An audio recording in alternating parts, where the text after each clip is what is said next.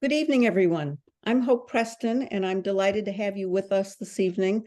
We're going to have a presentation by Bruce Gravens on, as you can see, selecting and growing peppers and tomatoes from seed in Northwest Oregon, which I personally am very interested in, and I assume you are also, since you are attending. Bruce comes from a farming family. He's been farming his whole life. His family is in California. He joined the Master Gardeners in 2001 in California, and in 2014 moved up to Roseburg, Oregon. We are very happy to have him come up and join us in the Pacific Northwest. For the Douglas County Master Gardeners, he manages the tree, woody plants, and sedum plants for their plant sale, and he heads up their sustainable composting project. I have the feeling we could ask Bruce to do any number of presentations for us. But tonight he's talking about growing peppers and tomatoes. So Bruce, I will turn it over to you. Thanks everybody for joining. I says we're going to talk about peppers and tomatoes. I'm really glad to see us do this, basically the second day of the year. This gives you plenty of time to, if you haven't grown before from seed, to acquire those seeds and get your soil ready and, start out the new year in a healthy way, keeping your fingers dirty. So yes, I've been with the Master Gardeners nearly a quarter century now, which means I'm old, but we'll get over that. A quick agenda, we're going to talk about very quickly Gravens Gardens, which is my little farm. And then we'll talk about selecting peppers and tomatoes for your garden, growing the peppers and tomatoes from seed, and planting and caring for your plants as you go forward. So I'm currently growing, and these numbers are changing, about 50 varieties of peppers, comes to about 200 plants, 45 varieties of tomatoes, 21 varieties of garlic, and everything else is fairly normal volumes for a family garden. The garden has grown to about 7,000 square feet. I've been promising myself that I'll cut back on that, but now I'm looking at adding another probably 3,000 or 4,000 foot of greenhouse space. So, best laid plans. I do have a website, gravensgardens.com. And if your questions don't get answered in this presentation, my email address is there, gravensgardens@gmail.com. Feel free to send me a note and I'll try to answer anything I missed. So let's talk a little bit about peppers. As it says, capsaicin family. These things weren't known outside of the Americas until Christopher Columbus showed up in Central America. They didn't exist in Asia. They didn't exist anywhere but basically Central America. Because of their bite, Christopher Columbus thought they must be associated with the black peppers, that they were black pepper seeds they were getting from Asia at the time. But as you may know, the black pepper is actually a tree, completely unrelated to the plants that we're talking about today. Once he brought those plants back, though, they rapidly spread throughout Asia and Africa and Europe very, very quickly, because they were very, very popular. Food in Europe at this time was very, very bland. Now, peppers are an interesting study in diversity. If you collect pepper seeds from your garden and don't do anything to protect them, about 75% of them will be crosses with other peppers that are in your garden. So, they're going to create new varieties of peppers naturally and very, very, very, very rapidly.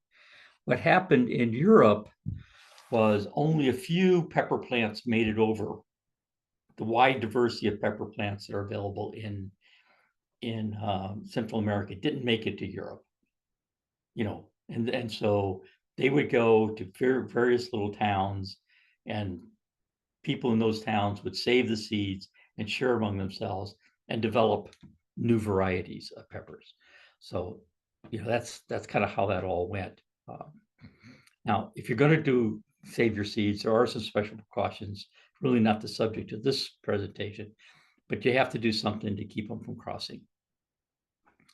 There are about 32 described species of peppers. I keep saying peppers, capsaicin is just the name for the family of peppers. This first one, capsicum, this is what almost all of the pepper seeds you're going to find. The vast majority are going to be of that variety or that species, and they will cross among themselves like crazy. The next one there is a hot pepper. In fact, all the rest of these are pretty much hot peppers. And because there aren't that many of them, they'll cross if you have two of the same kind within about a half-mile radius. But there's a little less of that. And this last one is quite interesting in that they haven't been able to find any wild forms of this pepper. This last one down here. It's very interesting that way. There's 2 or 3 varieties that are grown in southern states, southern US, in California and that kind of area. The most popular name is called Manzano. You could grow it here in a heated greenhouse, but this pepper requires several years of growing before it actually starts producing. And so they're just not right for our climate. Now, I should say all peppers are perennials. So you can grow a pepper plant in a pot, bring it in the house, put it in a heated greenhouse, and get it to live for years and years and years. But why? Our climate just isn't the right climate for these things, and they will become more and more diseased over time, produce less and less fruit over time. You're much better off just starting from seed and treating them as annuals.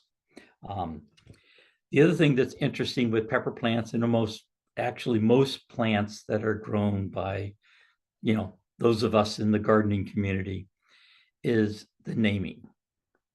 The names are not controlled. So when you say jalapeno, well, that could be a lot of things. Good example of that is in Mexico, they've done some studies and identified about 100 unique fruit and taste types of peppers. Yet in Mexico, there's 600 names. So every variety has about 6 names associated with it. So that's a problem. Look at the descriptions to see what you really want. Don't go solely by the name. A good example of how that happens, one of our master gardeners found an unusual habanero. It's quite prolific in the California area with a very large fruit. He didn't know the name. We wanted to offer it in our plant sale in California, so we called it Habanero St. Jacob, because that's where the town where that was collected. So now 601 names. So just don't go by the names. Grow what you like and enjoy the diversity. Tomatoes, the story is about the same, but there's a little more history to it. They've been able to figure out, once again, only grew naturally in Central America. They believe that tomatoes evolved as a species about 80,000 years ago, definitely in Central America. And they were all about the size of cherry. The biggest ones were like the size of a cherry. There were others that were, quite a bit smaller, but, the biggest ones are the size of a cherry. In the wild today, there are 16 varieties of tomatoes. All of the domestic, any tomato that you can buy as a seed is going to be this one species. And part of the reason for that is, humans started domesticating these tomatoes about 7,000 years ago. And they found one that they could do selection and get to where it was a decent sized tomato. And that's what we have today. They're all based on that one species. Now, these other varieties are still available in the wild. They are being cultivated, particularly in a way of looking at the genes that are in those tomatoes and then doing, gene splicing to see if we can't come up with more disease resistance and the kind of things you do to get more resilient varieties. Now, tomatoes don't generate naturally the variety that you get with peppers, mainly because they are almost never cross.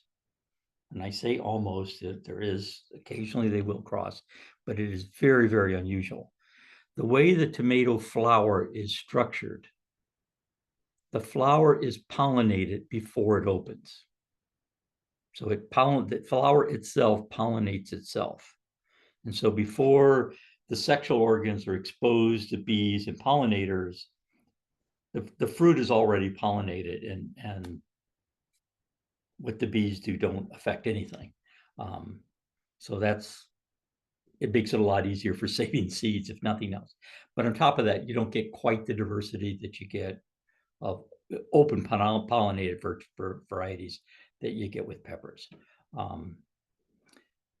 There are two basic types. All the nightshade kind of plants have two basic types of growth pattern. One is called deterministic and indeterminate. The deterministic tomatoes, you look at those in the seed catalog, they'll always tell you deterministic or indeterminate. If they're determinate, they're going to grow to a certain size. And when they get to that size, they're going to fruit. And then they're going to die. That's their thing. The indeterminate, on the other hand, are going to grow and grow and grow till the frost kills them. And they're going to continue to put on fruit until the frost kills them.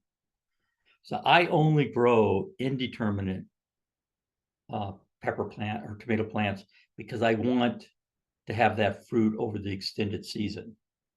Now, I do grow a couple varieties indeterminate, only that early tomato. So determinate tomatoes tend to be a little bit earlier in the season, and I want that early fruit. So I'll grow one or two plants of the determinate variety just to get that early fruit. And then the truth of the matter is, when the determinate ones come on, I pretty much ignore what's growing on the determinate. I just don't. The indeterminates are so much better that's what I eat. Among those groups, there's also varieties that are drier that are called paste tomatoes or canning tomatoes. There's slicing and beefsteaks, which are the ones, BLT type, thick BLT type of fresh eating type of tomatoes. And then there's the cherry tomatoes, which we're all familiar with, thousands of little fruit. Personally, I grow paste and the slicing / beefsteak tomatoes to bring in the house. The cherry tomatoes I grow just so I have something to eat while I'm working in the garden. And I'll feast on those throughout the day. When the season's out and I'm in the garden, mostly all day, every day, I just eat cherry tomatoes all day long. So why would you grow your own peppers and tomatoes versus just buying them in the store? Well, the number one reason is the taste is better. All of your peppers and tomatoes that you find in your big box grocery stores were harvested at the mature green stage. They were then put in cold storage, where they could set in cold storage for over a year, 18 months. They just sat there doing nothing. They can be shipped to wherever they need to go. They're nice and firm. They're not going to break up. And then they expose them to gas that ripens them up, and that's what you're buying on the market. Now, this also includes the ones that are marketed as being vine ripe. And the way they get that vine ripe ability to market that is they cut the vine off, the tomato with the bit of the vine attached at that mature green stage, put it in cold storage, ship it to where it needs to go, ripen it up with gas, and market it as a vine ripened tomato. Because look at there, the vine is still on the tomato. It doesn't taste a bit better in my mind, but okay. The other is you have a much better selection, or at least a broader selection when you grow from seed. When you start looking at the seed catalogs, it's an overwhelming number of tomato varieties and pepper varieties that you can try. So those are the main reasons. And of course, because you can. One of the things you need to look at when you're selecting your seeds is, do you want a hybrid variety or do you want an open pollinated variety? Sometimes open pollinated is called heirloom. Theoretically, the only difference between open pollinated and heirloom is there's a story associated with the heirloom. The truth of the matter is, marketing organizations pick one or the other, sometimes both, and they're fairly meaningless at the seed catalog level. There is one company called seedsavers.org. We'll talk about that a little bit later. And they do tell you the backstory on a lot of these, of their varieties. And it's kind of a neat thing to know. But basically, one's hybridized that they make specifically for a particular reason. The other is, just what happens. The hybridized ones tend to have more perfect shape, color. They're more productive. They have better shipping characteristics, storage characteristics, disease resistance. They're also adopted to local climates and that kind of thing. So commercial people pay hybridizers to get specific characteristics. The one characteristic that is almost never included is taste.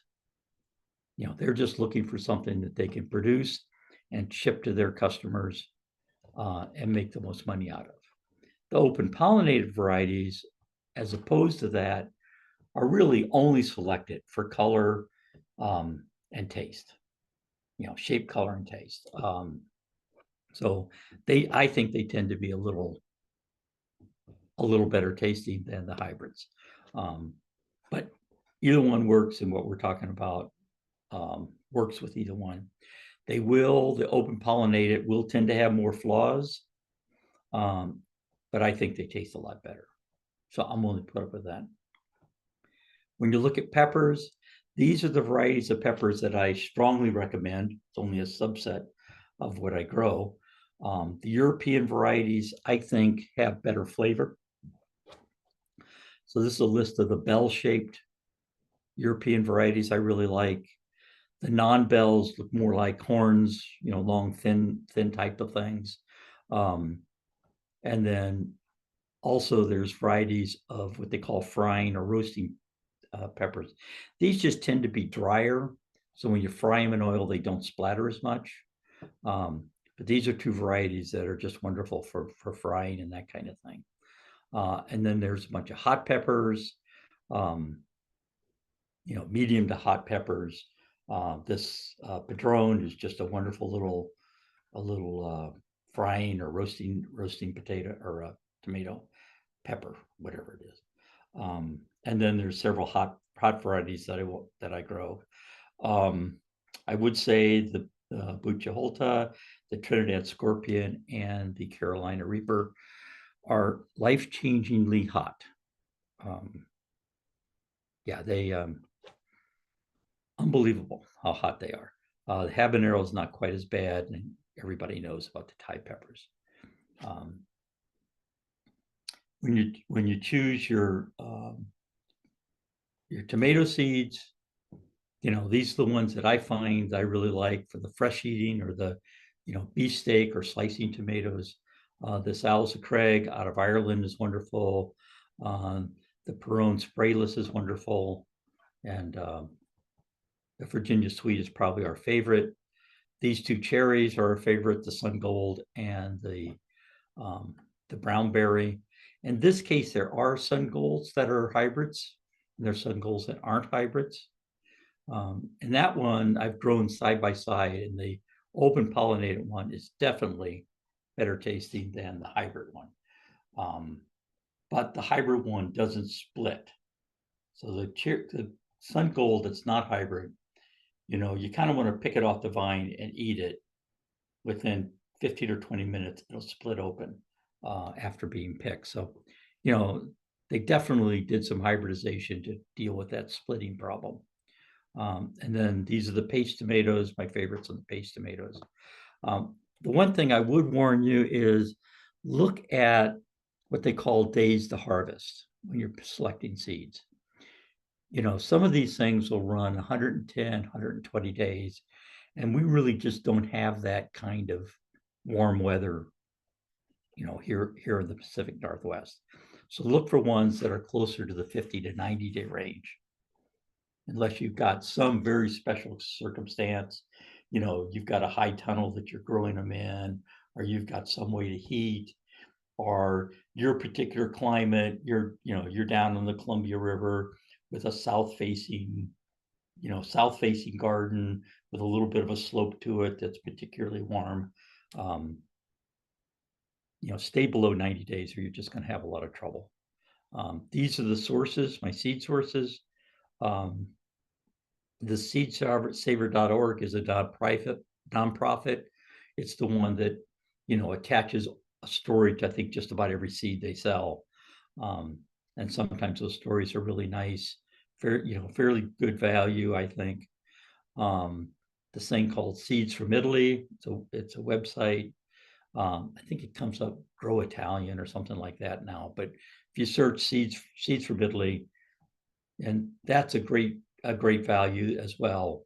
They have a lot of the European peppers in there.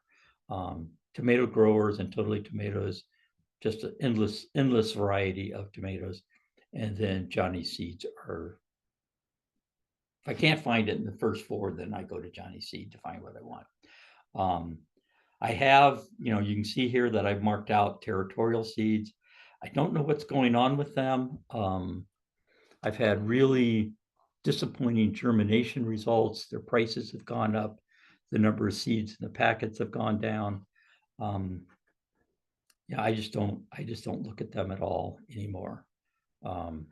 Baker Seed is a wonderful source. They've got varieties you can't imagine, but they do tend to be very pricey. So that's something to consider. And then Park Seed and Burpee are just standards. So let's get into the details here of, what actually germinating these things. I'm going to go in more detail, but, you need a good potting soil, super lightweight, and ideally soilless. Isn't that interesting? So I don't want any dirt in it. I don't want any clay and that kind of stuff. I want it all to be organic material. Something I call a dampening off layer is the vermiculite. You can also use perlite, but vermiculite works super well. Talk more about that. And then you need to put it in an environment where the soil temperature is going to be the right temperature. Peppers need about an 80 to 90 degree temperature. So, a heat pad or something like that's really helpful. Tomatoes aren't quite as picky at about 70 degrees. You need to keep the humidity high, about 60%. So if you're doing this in your house, you don't have a dedicated space for it, putting some plastic over the top of it, or, there's a lot of these little germination dome things that the different seed companies sell, something like that keeps it going. And then, a lesson that I learned is you need some light. Don't try to germinate these things in the dark.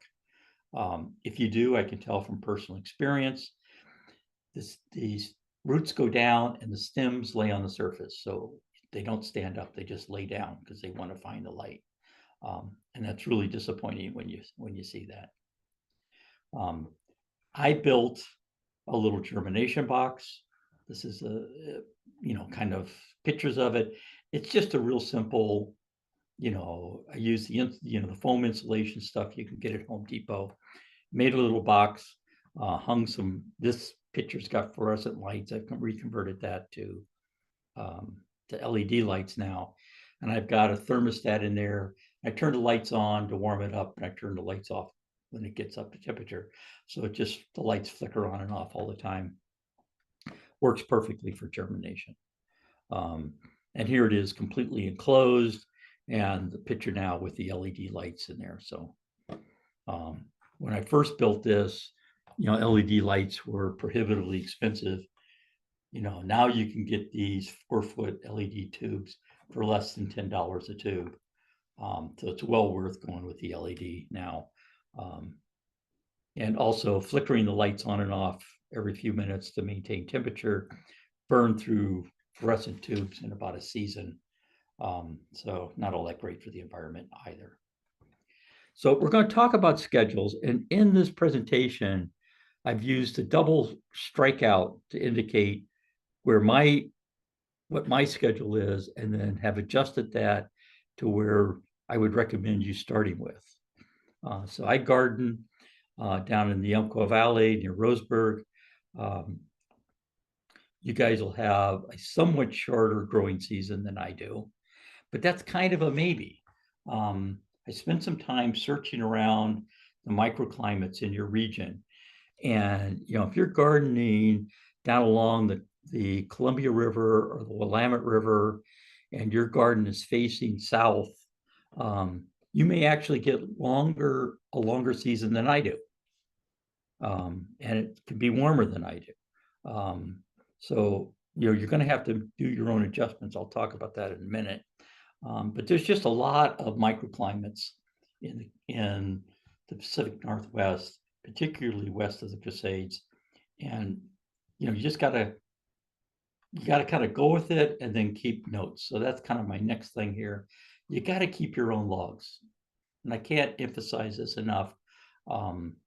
There's reference books and presentations like this one that are going to give you a good starting point, but they can only tell you generally what's going on. And it's not like we're in the middle America where, the climate is kind of the same everywhere. You can go a mile and a half and end up with a much different climate. So you need to keep track of what's going on in your own garden. Probably the most important thing is to start tracking your own last and first frost dates. And that's a real simple thing to do.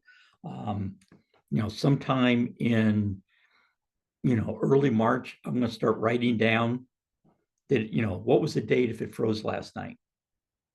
And I just keep writing that down until it no longer freezes at night. And then I have what was my last frost date. Sometime in October, I'm going to write down the first day that it freezes. And I just keep track of that. So I've got 10 years of records saying, what was my last frost date? What was my first frost date? And so I can now adjust my schedule based on what's really going on in my garden versus, the generalized notes. The other thing I strongly recommend is at the end of each gardening day, you need to take a rest and sit down and make notes. Have a little pad of paper, have your laptop or your phone or whatever, and just make some notes about, put the date on there and what did you observe in the garden? Were the bugs bothering you? Was it weedy? What kind of weeds were they? Just write down kind of what your feeling was and your observations of the garden. And at the end of each phase, review those notes and say, what should have I done? What would I like to do different next year?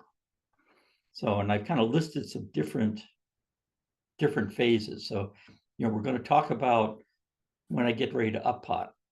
So this is when I'm going to take the individual plants, I'm going to move them into bigger pots. I'm going to say, how is the germination? Do I need to buy more seeds? How healthy did they look? Do I need better lighting, maybe fertilizing, what? And I've just kind of listed several different sort of phases that you might want to stop, make some notes, change your calendar for next year so you can see what you want to do. So where I'm at, this is my schedule. I'm at 700 feet altitude. I start my pepper seeds the first day of March. And I'm thinking you should start them on the 14th of March is where I'd start with. Tomato seeds about 2 weeks later. Once they germinate, move them to natural light. Once they get the first set of true leaves fully extended, then I'm going to up pot them. And I put my plants in the ground somewhere in the first 2 weeks of May, watching the calendar, watching the forecast for weather very carefully. And I'd recommend that you look at more the 15th to the 30th. So basic process, good seed, fully hydrate the soil. Put the seeds, I use a 2.5-inch pot.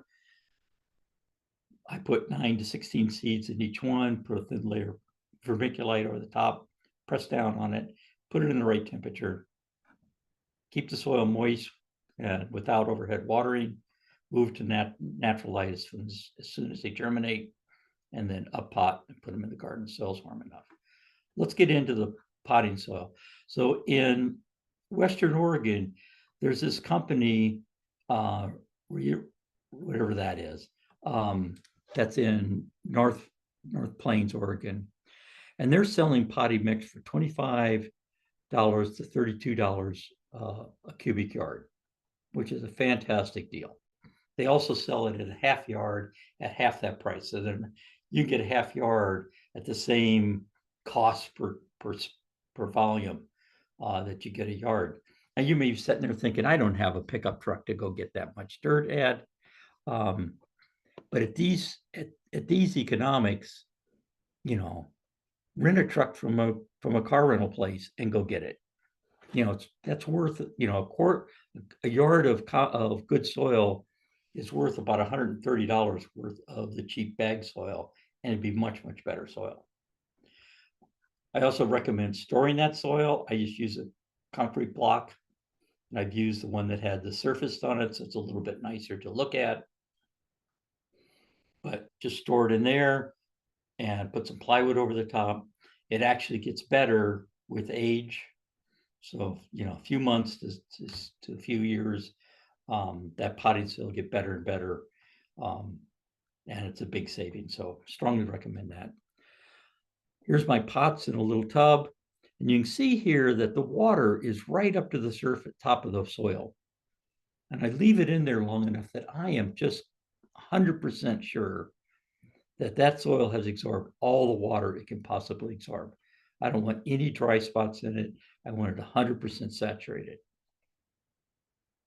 I then pull it out of there and I put my seeds on the surface. Now, okay, I know you're looking at this and saying, okay, this guy has OCD. There is no doubt about it. These little, you know, all in nice little rows and squares. But I'll tell you, if you do this, if you don't do this, you're going to wish you had when it comes time to pull these plants apart and to plant them. So I strongly recommend a nice, neat little grid. It'll make your life easier later. Then I'm going to put just a thin layer of vermiculite over the top, maybe 1/8 of an inch at the thickest. And then I'm going to press it down with my fingers.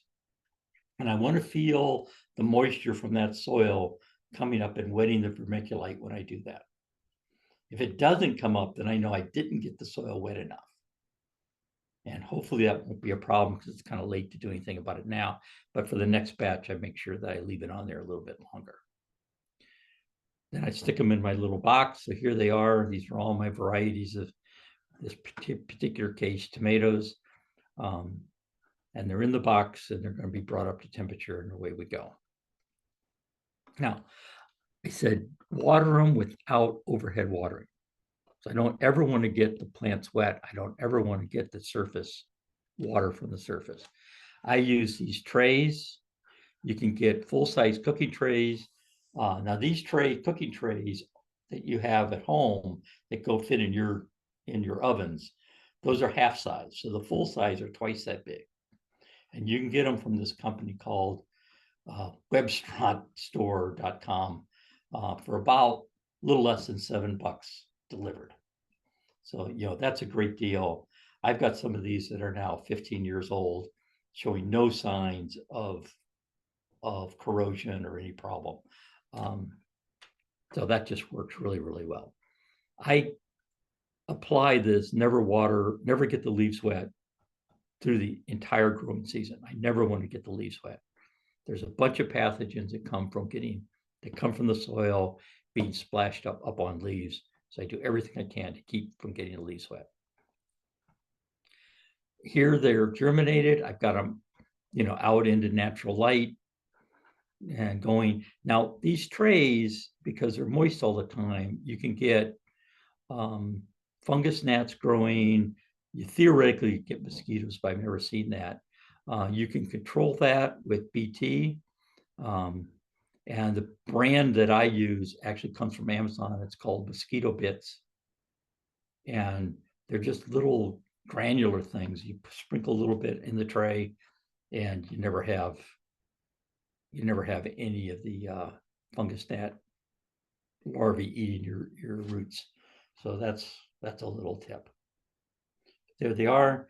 Then once they get up to where you have, the first set of true leaves, there'd be two leaves that come out. Those are the seed leaves or codling leaves.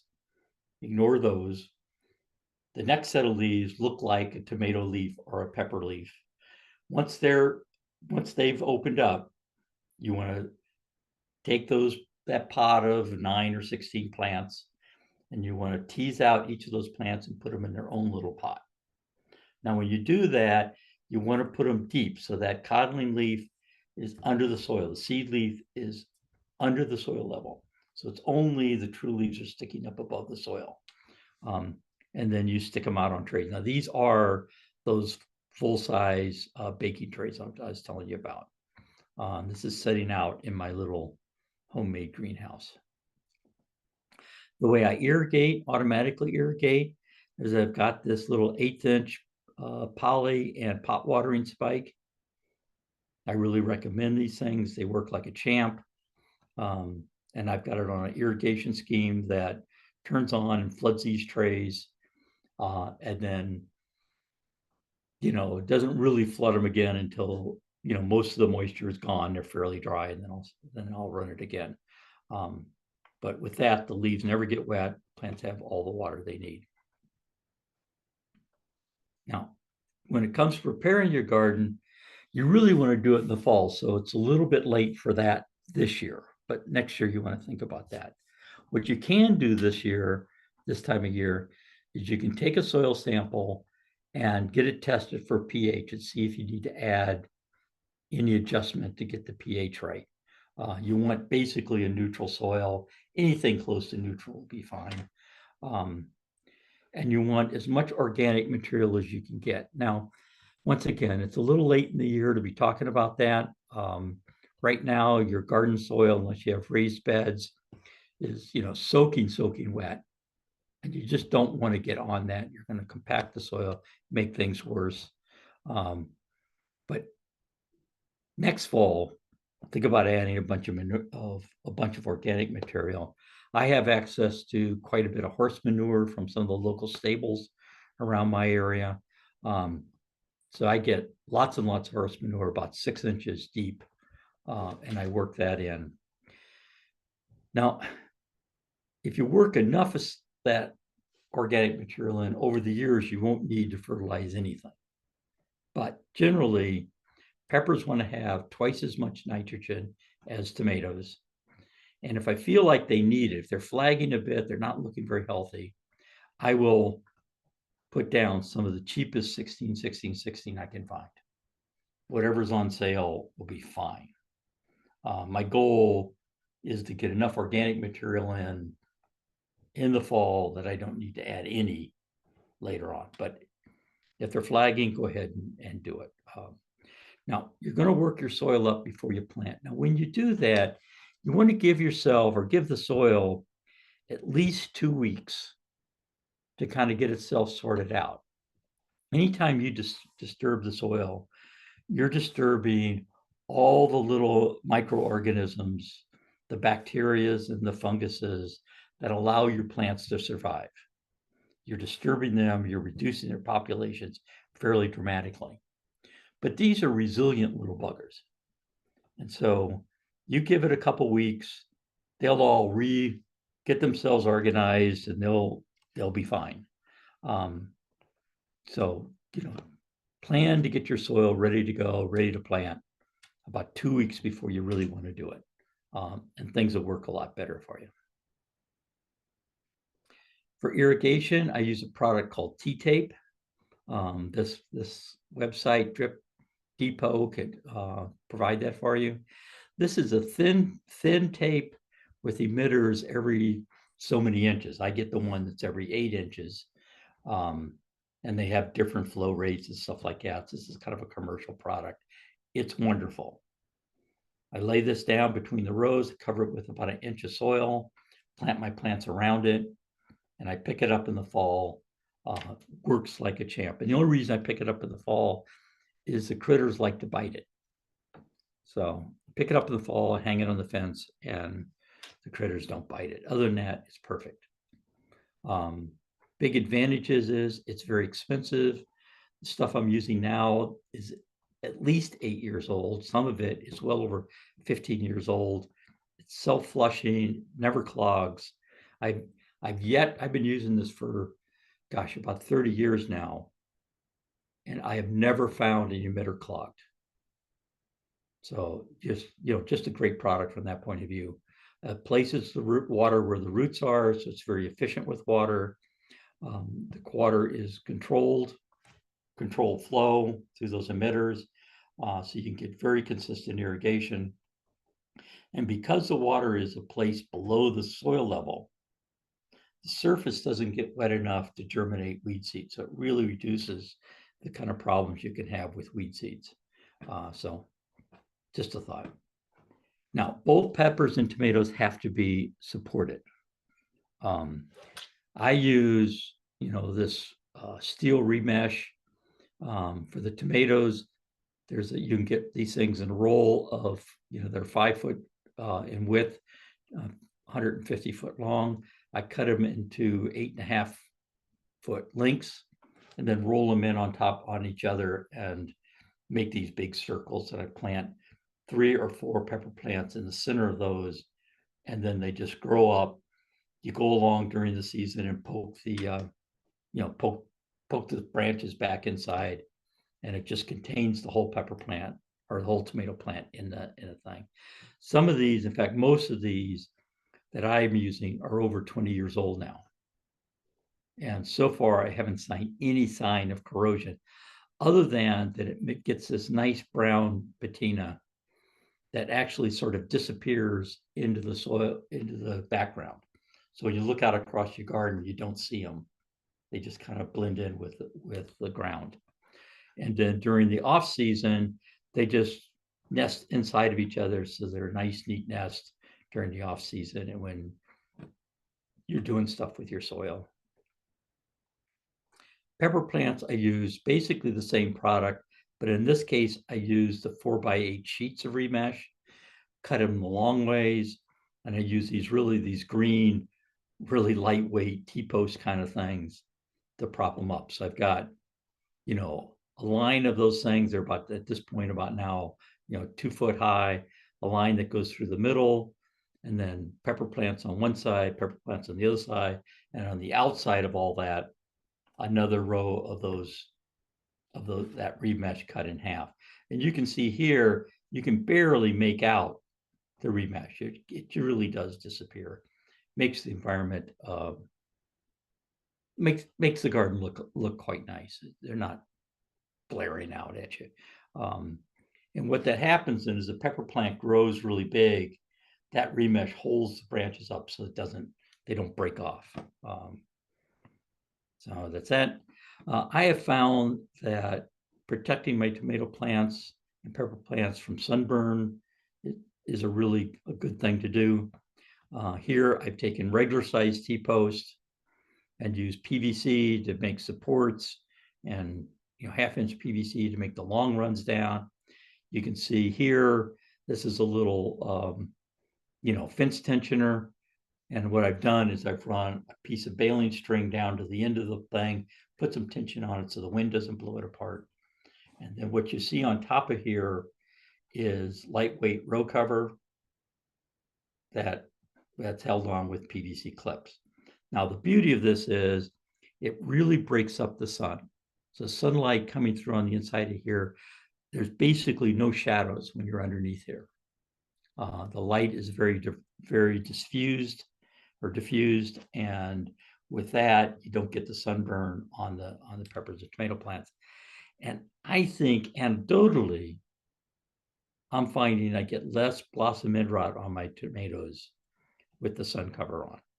I've done fairly, as controlled experiments as I've known how to do, and that really works well. So the thing I want to put on this one is when you plant them, you want to plant mid-May to mid-June. I try to go as early in the season as I can. I would say last part of May is going to be about right for you. The one thing that I would point out here is on the peppers, plant them very densely. This is much more dense than your seed catalogs are going to tell you to do it. 6 to 8 inch centers, kind of in staggered triangles shapes. And what will happen is those pepper plants grow up, they'll support each other, the leaves will give you more sun protection, and you end up with a much better thing. The other trick is you want to plant them deep. You want to put 2/3 of the plant underground. So really under the soil level. 2/3, we've done a bunch of trials with that, really works well, get much better production, almost no failures in planting, very, very nice. I water both my tomato and pepper plants 3 times a week. Seems to work well for me. I would say if you want hotter peppers, if you overwater them, kind of drown them, and then you hold off the water until they start to wilt, you will get a hotter pepper. I don't mess with that too much. I just grow hotter species. And hotter species like our Carolina Reaper will be all the heat you would ever want. The only thing on tomatoes is if you're inconsistent with your watering, you will create blossom end rot. No question about it. I set the timer on my irrigation and really hesitant to adjust anything. Just leave it go. If you've got enough compost in your soil, you don't need to fertilize. If you do, if they look like they're flagging a bit, they're just not getting going, then add a little cheap 16, but go light on it. They'll do much better. There are some special needs peppers, these habaneros and Scotch bonnets. They need a lot more calcium than they might get. If the leaves don't seem to extend fully, the leaves look extra small, side dress the plant with a little bone meal and water that in thoroughly, and you'll straighten that problem right out. There's hardly any pests for peppers and tomatoes in this area.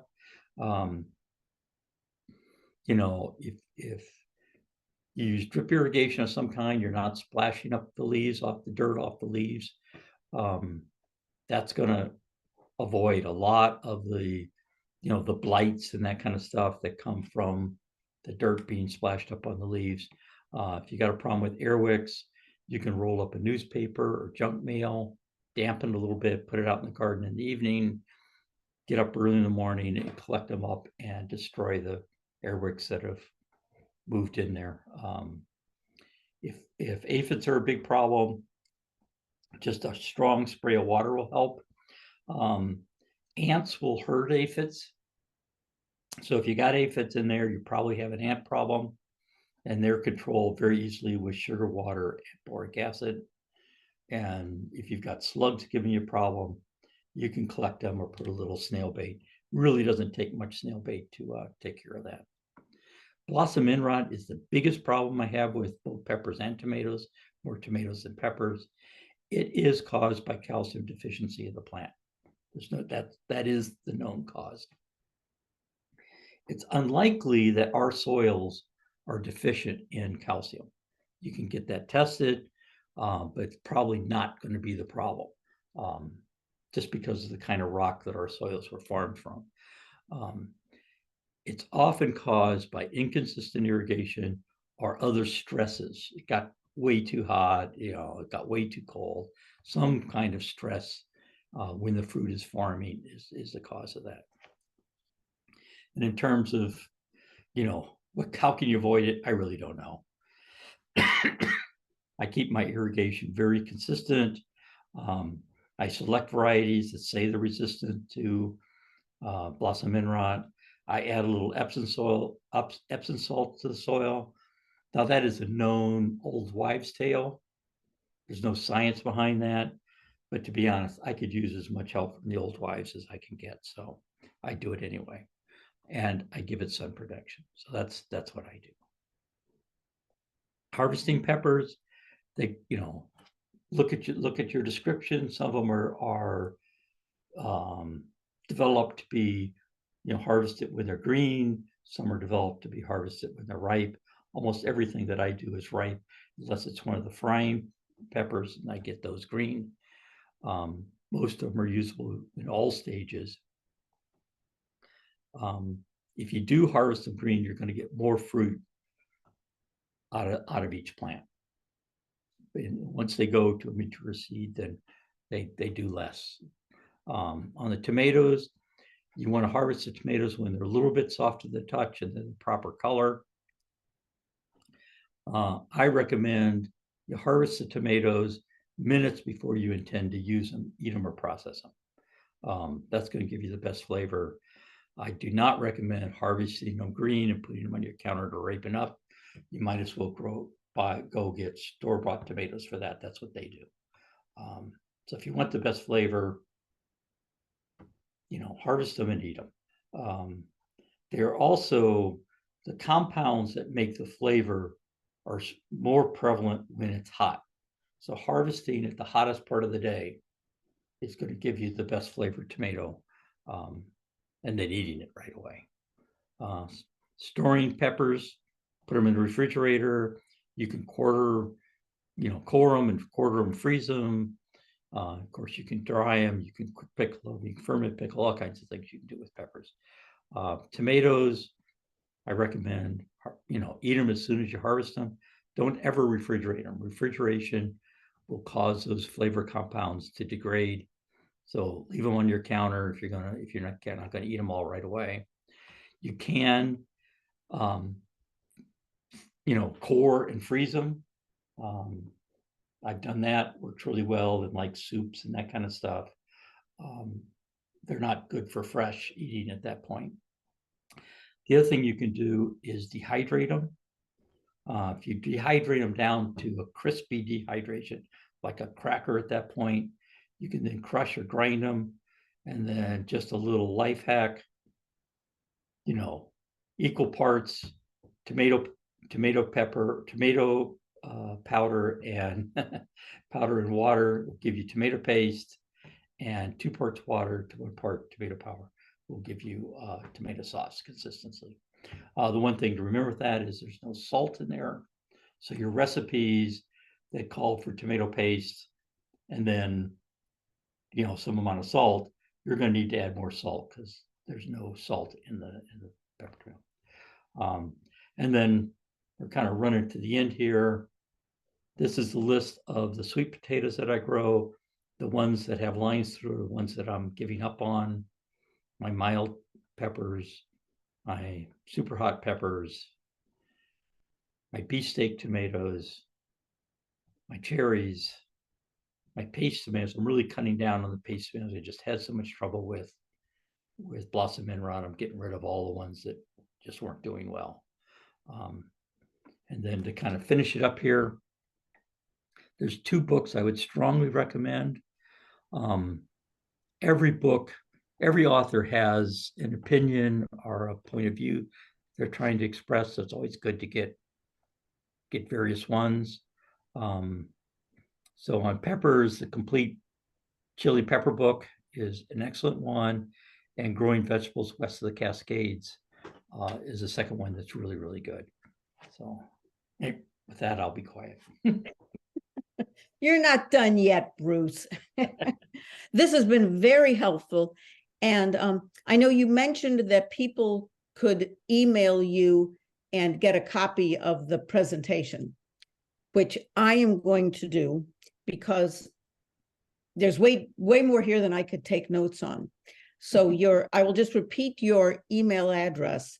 It is gravensgardens@gmail.com.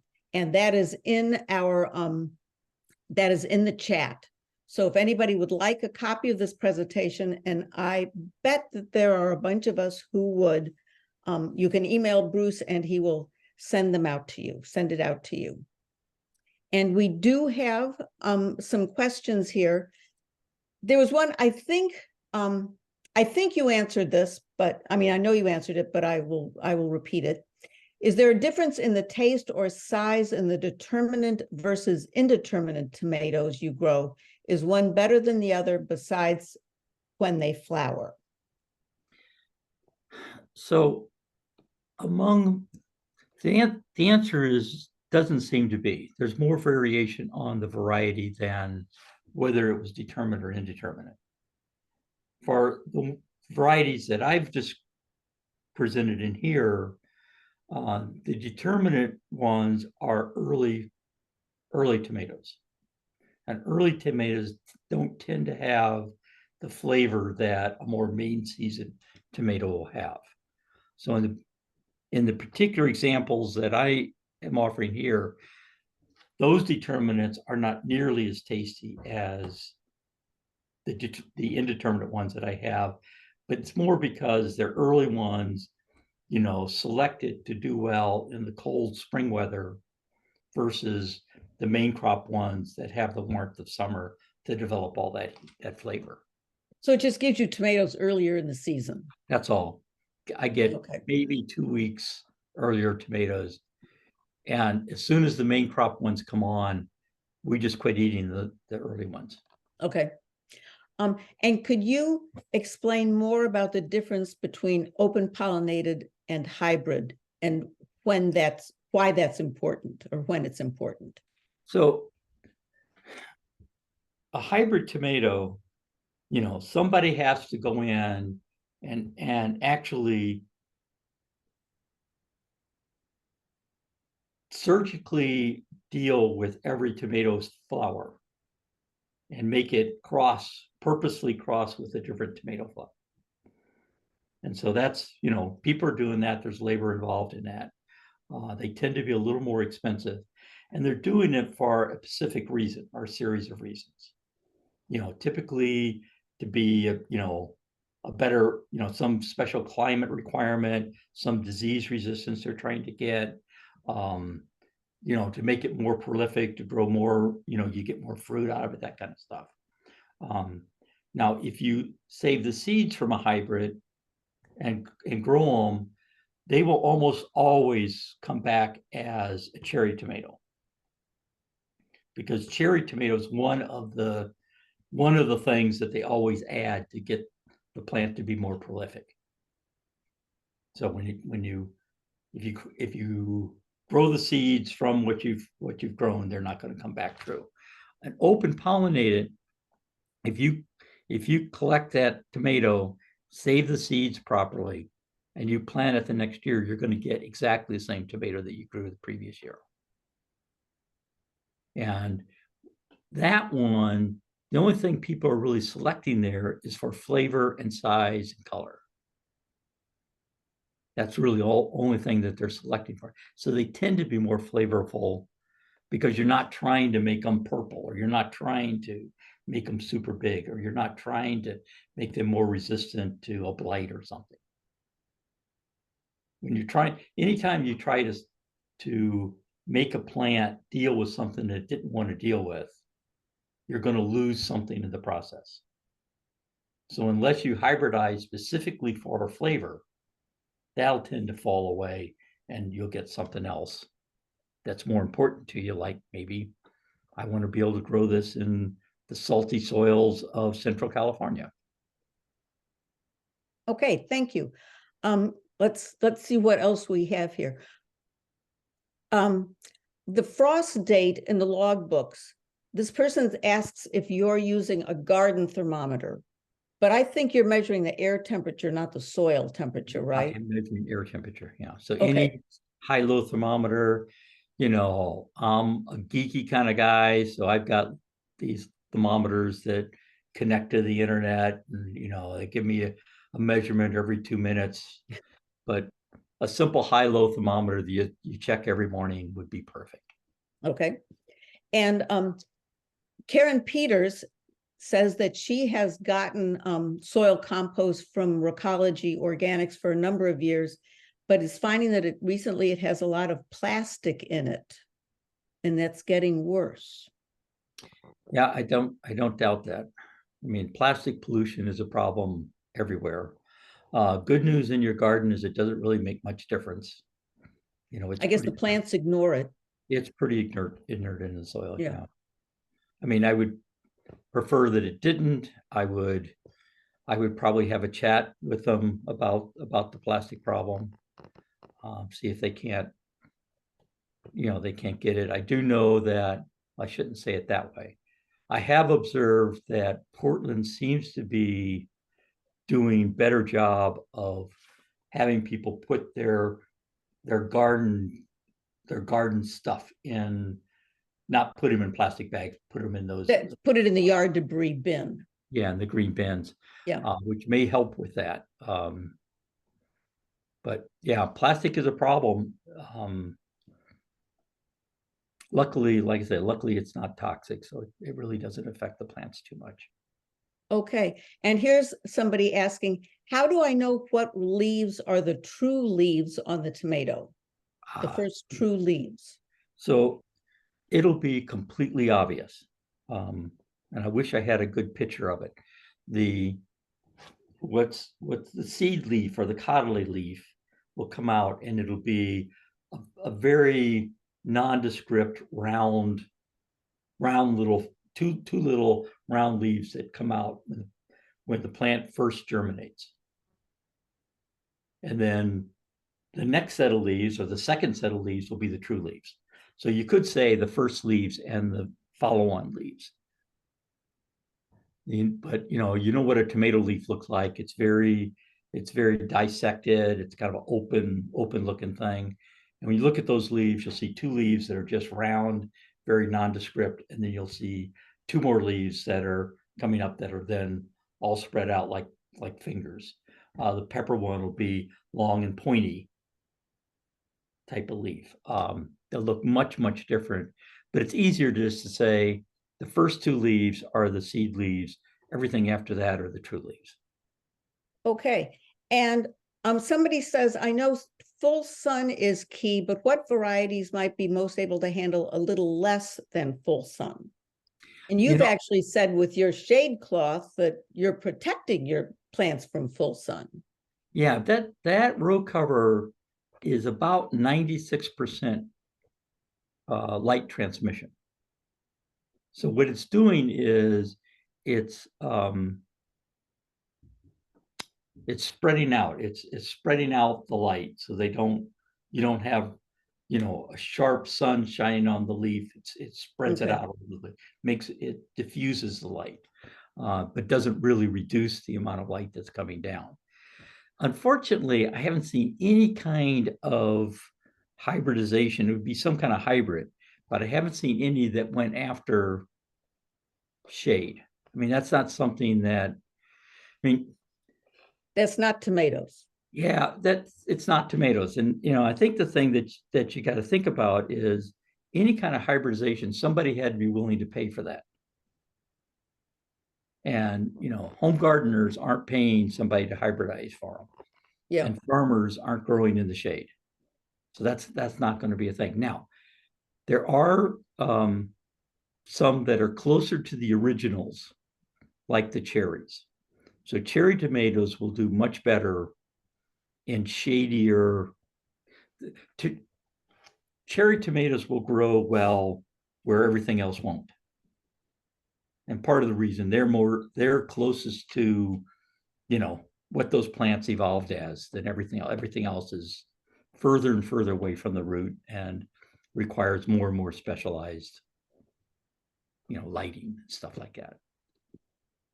So, if you wanted good tasting tomatoes, pick a couple of those cherry tomatoes I was talking about. Sun Golds and the brown berry are probably the two that I would really go after as initial ones. Okay, we are running out of time, so I'm not going to be able to get to all of the questions. So I'm just going to do another couple here. And then if you still have, I'm going to offer this on your behalf, Bruce, and you can turn it down if you don't agree. But since you've got Bruce's email address, if you have questions for him that don't get answered, you can try emailing him. Yes, that'd be fine. And this presentation will be available. It will be up in probably by the end of the week. It will be online, so you can go to our website, the Washington County Master Gardeners website, and you will find it there under recorded webinars. Now, there's a couple of questions here about rotating crops or growing tomatoes in the same plot every year. Can you do that, or do you need to rotate them? So, I come from several generations of garden growers, and my grandparents and parents all claim tomatoes grow best on the bones of old tomatoes. Interesting. So they would never rotate, ever. All of the science behind crop rotation comes from research of these massive industrial farms in the Midwest. The 50,000 acres of soybeans that have been soybeans forever. That kind of, those kind of fields is where the whole idea of crop rotation came from. The science of doing that on a garden is very, very weak and non-existent. And I know there's some work that's been done on it. And basically, for instance, you want to rotate to avoid blight building up. You kind of need to move them, 100, 150 yards away. Ooh. Bigger than most gardens. And if you think about it, well, I'm worried about the buildup of destructive insects. Well, insects have wide ranges. You'd have to move it a long, long ways to make any difference. So I personally don't. What rotation I do more to free up rows that I can, get my compost worked into. So I may let a row or two go fallow for, part of a season, just so I can work some compost into it. Maybe go through and run a broad fork through it to try to get it to be deeper or something like that, just to give me, that soil, give me a little time with that soil to make improvements. I really don't rotate for anything other than that. And I've spent quite a bit of time with the OSU field agents talking about crop rotation in home gardens. And there's very, very little science to support that it has any real value. Okay, Bruce, thank you very much. This has been such a helpful presentation, and I think you can expect to see, receiving a few emails asking for copies of it. One will be coming from me. No problem. Thank you so much. And we're now going to switch over to our business meeting. So all of those of you who aren't Master Gardeners can say goodbye now. And thank you again, Bruce, so much. Bye-bye. Bye-bye.